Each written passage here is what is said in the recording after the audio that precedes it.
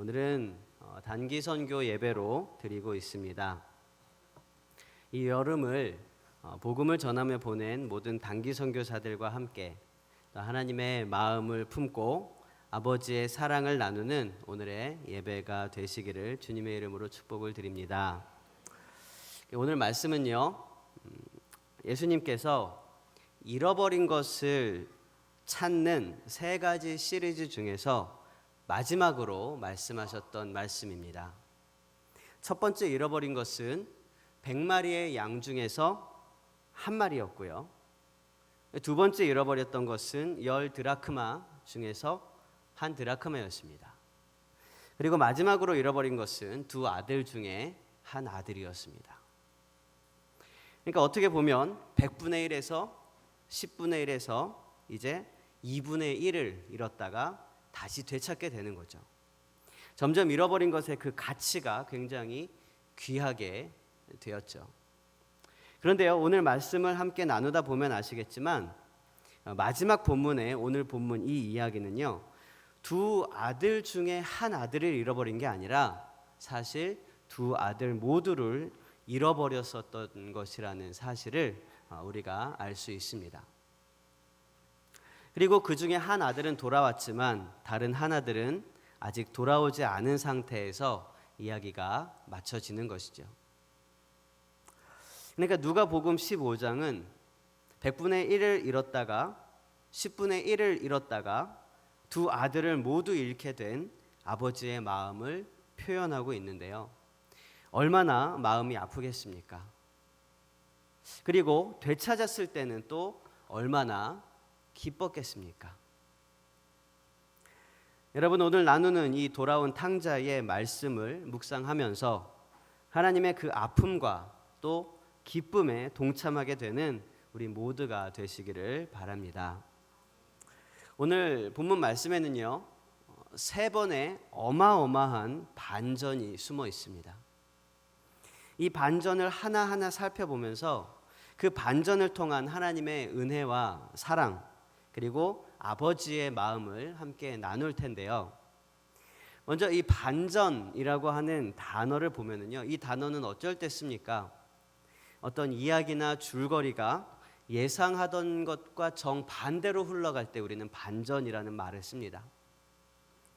아니면 전혀 생각지도 못했던 일이 일어나서 예측하지 못했던 결과가 일어나는 것을 갖다가 우리는 반전이라고 이야기합니다.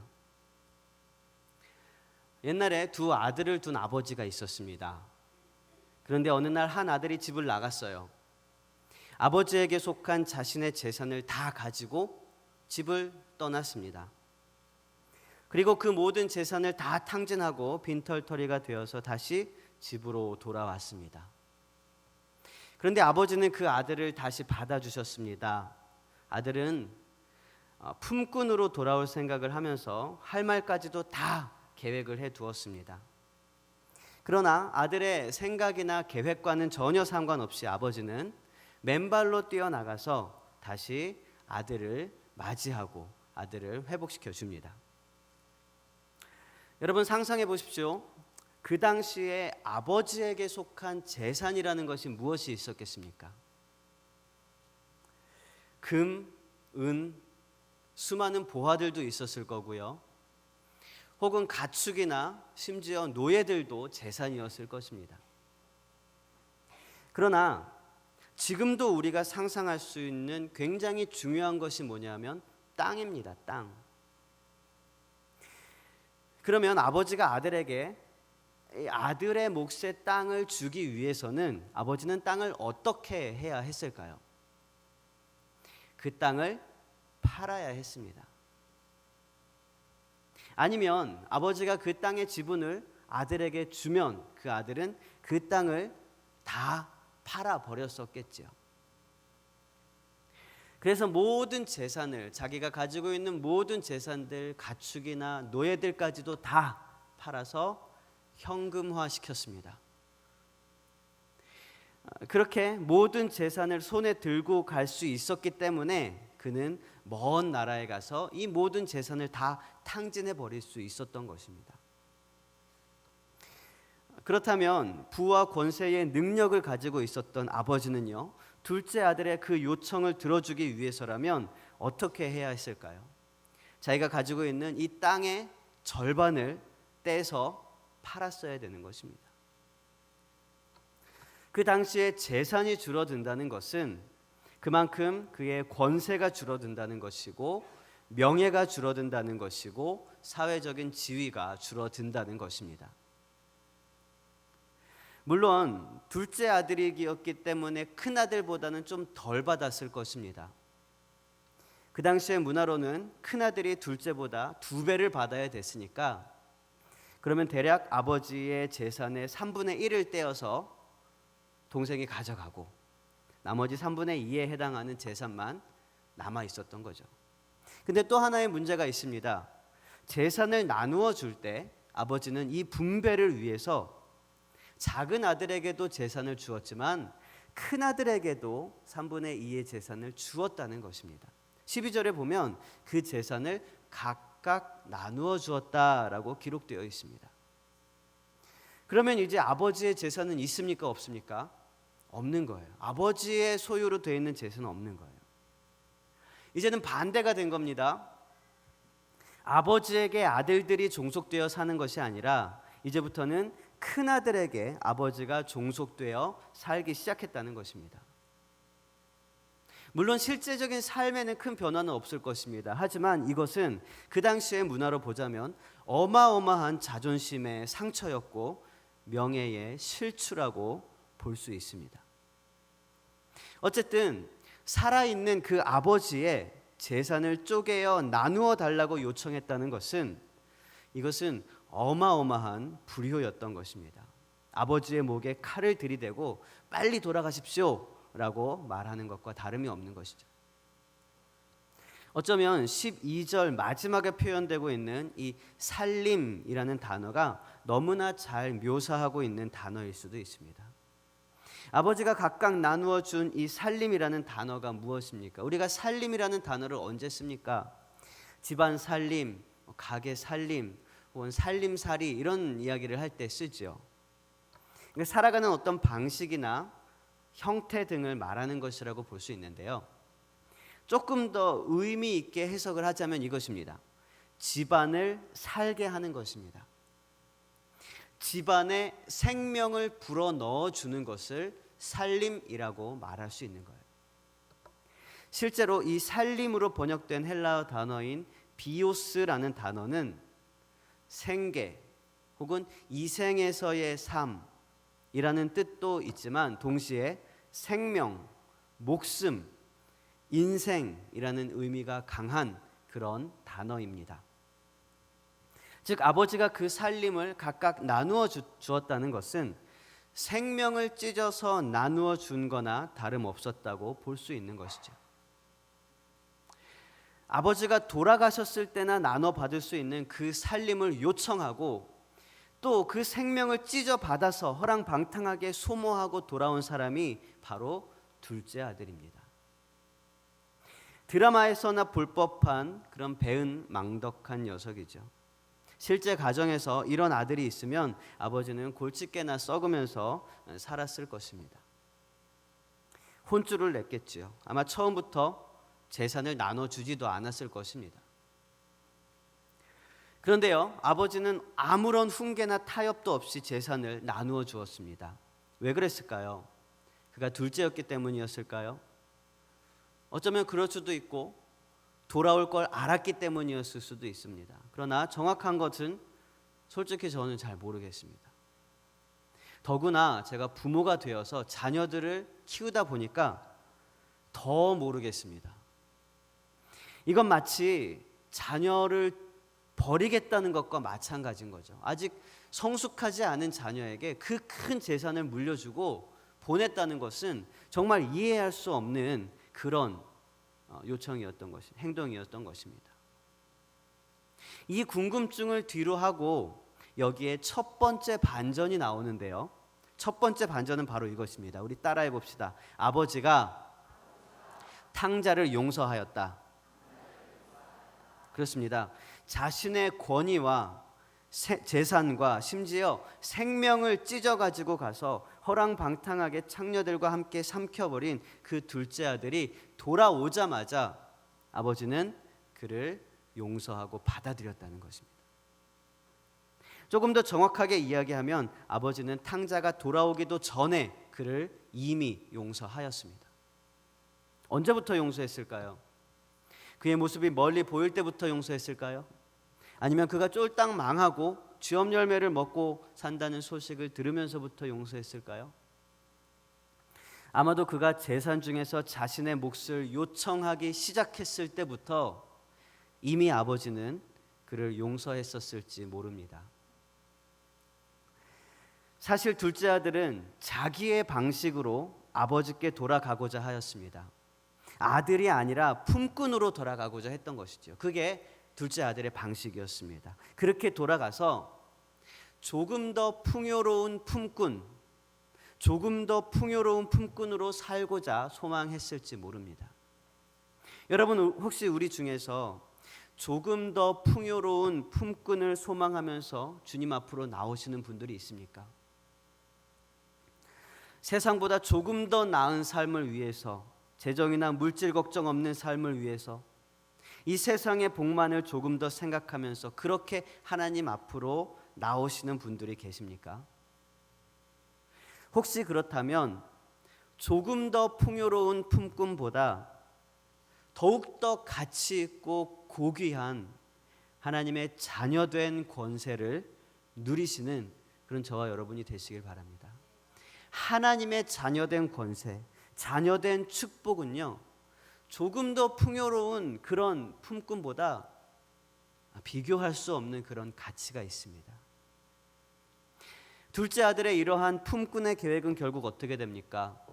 그가 아버지께로 돌아가기로 마음을 먹고 일어나서 아버지께로 돌아가자 무슨 일이 일어났습니까? 그 아버지가 아직도 거리가 먼데 그를 보고 측은히 여기고 달려가서 목을 안고 입을 맞추고 아들의 말을 막으면서, 아들의 모든 계획을 막으면서 옷과 반지와 신발을 신깁니다. 즉 그의 지위를 회복시켜 준 것입니다. 얼마 전에 담임 목사님께서 렘블란트의 그림을 가지고 함께 말씀을 나눈 적이 있죠.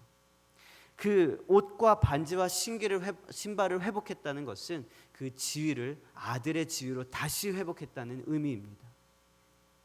그리고 자신을 위해서 일평생 섬기던 큰아들에게는 단 한 번도 해준 적이 없던 큰 잔치를 이 허랑방탕했던 돌아온 둘째 아들을 위해서 버렸다는 것입니다. 이것이 첫 번째 반전입니다. 여러분, 은혜는 언제나 반전입니다. 은혜는 반전이에요. 우리가 예상하는 최고의 시나리오는 용서일 때가 많습니다. 용서. 내가 용서받을 수 있을까? 용서받을 수 있을까? 그러나 하나님께서는요, 우리의 예상을 뒤엎는 은혜로 우리를 맞이하십니다. 용서에서 그치는 것이 아닙니다. 은혜는요, 용서를 뛰어넘습니다. 네가 가지고 간 나의 모든 재산을 탕감해 주겠다, 용서해 주겠다, 여기서 그치는 것이 아니라 다시 아들의 지위를 회복시켜 주었다는 것입니다. 아들이 생각한 최고의 시나리오는 아버지가 자신을 품꾼으로 받아주고 조금 다른 품꾼들보다 조금 더 쉬운 일을 하면서 그에 응당한 혹은 그보다 조금 더 많은 품삯을 받는 것이었을 것입니다. 어쩌면 이게 둘째 아들의 최고의 시나리오였을 수도 있습니다. 그러나 그에게 일어난 사건은 정말 반전이었습니다. 그 용서받을 수 없을 만한 아들이 용서받고 다시 아들의 지위가 회복된 것입니다. 여러분, 이 은혜를 여러분도 아시죠? 경험하셨죠? 주님께 빈손으로 두 손 들고 돌아와서 아무것도 할 수 없다고 그렇게 엎드려 보신 적 있으시죠? 그때 주님께서 뭐라고 하시던가요? 주님의 음성을 제대로 들으셨다면 분명히 이렇게 들으셨을 것입니다. 사랑한다 내 아들아, 사랑한다 내 딸아, 이제 걱정하지 말아라. 내가 너와 함께 할 것이다. 여러분, 이 말씀 듣지 않으셨습니까? 여러분, 언제라도 주님께 돌아와서 그 은혜의 반전을 누리시는 저와 여러분이 되시기를 주님의 이름으로 축복을 드립니다. 이 이야기에는 두 번째 반전이 있습니다. 그것은 의인이 없는 잔치에 죄인이 앉았더라는 것입니다. 우리 따라해 봅시다. 의인이 없는 잔치에 죄인이 앉았다. 이 잔치라는 것은 대부분 의인을 위해서 벌여진다고 생각할 수 있습니다. 그런데 이 잔치에는 의인이 아니라 죄인이었던, 그것도 작은 죄도 아니라 어마어마하게 큰 죄인이었던 그 둘째 아들이 와서 앉아 있는 것입니다. 이 이야기에는요, 집 나간 탕자와 반대된 집 안 나간 탕자가 있습니다. 큰아들이죠. 큰아들은 동생이 돌아왔다는 이야기를 듣고 또 그리고 그로 인하여 아버지가 잔치를 벌였다는 그 이야기를 듣고 잔치자리에 참여하지 않았습니다. 거부하였습니다. 탕부 하나님이라는 책이 있습니다. 이 책을 보면 저자인 팀 켈러 목사님이 오늘의 본문을 묵상한 말씀을 기록하고 있는데요. 그는 여기서 이렇게 말하고 있습니다. 두려움에 기초한 맹종은 불순종만큼이나 위험하다. 그리고 팀 켈러 목사님의 결론은 이것입니다. 죄인 되었던 동생은 돌아와서 아버지의 잔치자리에 앉아 있지만 의인이라고 자부하던 형은 결국 잔치자리에 앉지 못한 채로 이야기가 끝나고 말았다는 것이죠. 이 동생은요, 자신의 죄로 인하여 아버지와 떨어지게 되었습니다. 그리고 그는 17절에 보니까 그 다음에 스스로 돌이킵니다. 물론 그 근거는 배가 고팠죠. 힘들었죠. 여러 가지 상황이 자신이 자라온 상황과는 전혀 맞지 않았습니다. 배가 고팠습니다. 왜 그렇습니까? 죄의 결과는 죽음이기 때문입니다. 점점 그는 죽어가고 있었던 거예요. 혹시 우리가 가는 길이 죽어가는 과정이라는 것을 깨닫는다면 우리는 즉시 죄에서 돌이켜야 합니다. 둘째 아들은 제대로 깨달았습니다. 하지만 그가 정말로 얼마나 자복하고 얼마나 회개했는지는 우리는 알 수 없습니다. 왜냐하면 그에겐 아주 작은 돌이킴 이외에 어떠한 노력도 없었기 때문입니다. 만약에 돌아온 탕자에게 그의 아버지가 그래, 네가 얼마나 정신 차렸는지 한번 보자. 가서 3년 동안 밭을 일구고 집안일을 해라 라고 명령을 내렸다라면 그는 정말 최선을 다해서 자기의 회개함, 자기의 자복함, 자기의 돌이킴을 나타냈을 것입니다. 그러나 그에겐 그러한 기회조차 없었습니다. 대신에 단 하나의 결단, 아까 17절에서 얘기했던 스스로 돌이켜 아버지에게 돌아왔던 그 결단만 있었던 것입니다.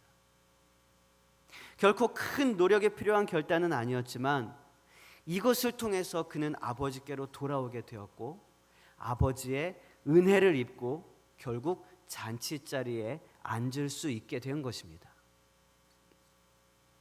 하지만 반면에 큰아들은요, 집안에 있었지만 그는 탕자였습니다. 27절에 나오고 있듯이 여러 해 동안 아버지를 섬겨서 명을 어김이 없었습니다. 항상 아버지와 함께 있었습니다. 그러나 그는 그의 그 의로 인하여 아버지와 멀어지게 되었습니다. 단 한 번도 잃어버린 바 되지 않았던 큰아들은 잃어버렸던 동생을 되찾았던 그 시각에 자기의 행위, 자기의 의로움으로 인하여 집 안 나간 탕자가 되고 만 것입니다. 이것이 두 번째 반전입니다. 결국 아버지의 잔치자리에는 일평생 아버지를 섬겨 명을 어김이 없었던 큰아들은 동참하지 못했고 큰 죄를 짓고 아주 작은 회개의 결단을 통해서 아버지께로 돌아온 동생만 앉아 있게 되었습니다. 여러분, 우리는 큰 아들입니까? 작은 아들입니까? 때로 우리는 둘째 아들이었는데 돌아와서 이제 아들의 지위가 회복된 그런 자녀일 수 있습니다. 그리고 그때부터 여러 해 동안 지금까지 아버지를 섬기고 명을 어김이 없었을지 모릅니다. 예배도 잘 드리고 봉사도 많이 하고 여러 가지 훈련도 열심히 받았죠. 그런데요, 집 나갔던 셋째 아들이 허랑방탕하게 지내다가 다시 돌아왔습니다. 만약에 그로 인해 기뻐하시는 아버지의 기쁨에 동참하지 못하고 질투하고 시기하고 있다면 우리는 금세 잃어버린 집안의 또 다른 탕자가 되고 말 것입니다. 여러분, 아버지의 마음을 품고 죄에서 돌이키는 그런 이들을 사랑하고 또 기쁨과 소망으로 그 잔치에 참여할 수 있는 저와 여러분이 되시기를 바랍니다. 지금 우리는 돌아온 탕자의 이야기에서 세 가지 반전을 통해서 함께 이야기를 나누고 있는데요. 이야기의 첫 번째 반전이 뭐라고 했습니까? 네, 좀 길죠. 이번엔 조금씩 길게 됐습니다. 아버지가 탕자를 용서하였다는 게 첫 번째 반전이에요. 두 번째 반전은 무엇이었습니까? 의인이 없는 자리에 잔치에 죄인이 참석했다는 거예요. 잔치에 의인은 못 들어가고 죄인만 들어가게 되었다는 것입니다. 이 이야기의 마지막 세 번째 반전이 있습니다. 그것은 우리 따라해 봅시다. 아버지는 그곳에 있었다. 여러분, 우리는 큰 물고기 뱃속에 들어갔던 요나의 이야기를 알고 있습니다. 니느웨 백성들의 죄악을 안타까워하시던 하나님께서는 니느웨 백성들에게 요나를 보내셨습니다. 그리고 선지자 요나의 회개의 선포를 듣고 니느웨 백성들은 회개하기 시작했죠. 그러자 하나님께서는 그 회개를 받으시고 그들을 향한 멸망을 거두셨습니다.